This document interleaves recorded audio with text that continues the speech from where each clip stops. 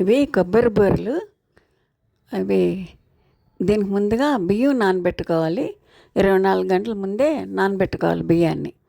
ఇవి మళ్ళీ ఊరికే కడగకూడదు, పై నీళ్ళు వంపుకుంటూ ఉండాలన్నమాట. 3 పూట్ల నీళ్ళు వంపుకోవాలి. ఒకరోజు ఎక్కువ నానినా ఏం పర్వాలేదు, కానీ నీళ్ళు మట్టుకి 3 పూట్ల వంపేసుకోవాలన్నమాట. 24 గంటల తర్వాత అవి కడిగి నీళ్ళు లేకుండా ఆరబెట్టుకోవాలి. తడి లేకుండా ఉండాలన్నమాట. వాటర్ ఉండకూడదు. మిక్సీ వేస్తే వాటర్ ఉంటే పౌడర్ అవ్వదు కదా, అందుకని గుడ్డ మీద ఆరబెట్టుకోవాలి. ఈ లోపల ఒక కొబ్బరి చెక్క ముక్కల కింద చేసుకుని నేతిలో వేపుకోవాలన్నమాట. నేతిలో ఎర్రగా వేపుకోవాలి. అవి పక్కన పిండి మిక్సీ పట్టుకొని జల్లించుకోవాలి. బాగా మెత్తగా ఉండాలన్నమాట.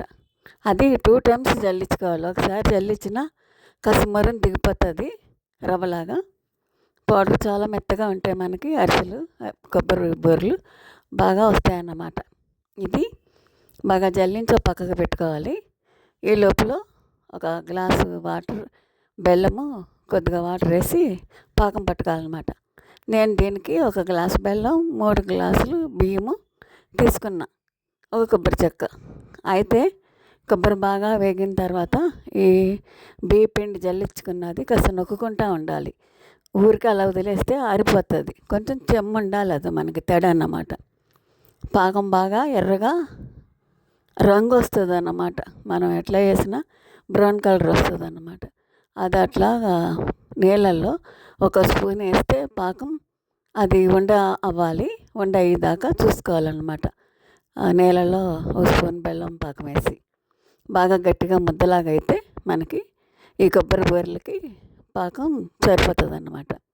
కొద్దిగా ఉండ రానిచ్చి అది ఉండ వచ్చింది అనుకున్నాక అందులో మనం యాలక పొడిని కూడా 5-6 యాలక్కాయలు, కొద్దిగా షుగర్ వేసి మిక్సీ పట్టి ఉంచుకుంటే అది, ఇది గ్లాసుడు బెల్లమే కదా, నాకు 5-6 యాలక్కాయలు సరిపోయినాయి. కొద్దిగా షుగర్ వేసి మిక్సీ పట్టి అది ఇందులో వేసుకుంటాం అనమాట. పాకం వచ్చిన తర్వాత యాలక పొడము, కొంచెం కొబ్బరి ముక్కలు, కొద్దిగా నెయ్యి అన్నీ ఈ పాకంలో వేసుకుంటే మనకి కొబ్బరి బూరెలకి సామాన్ రెడీ అయినట్టు అన్నమాట.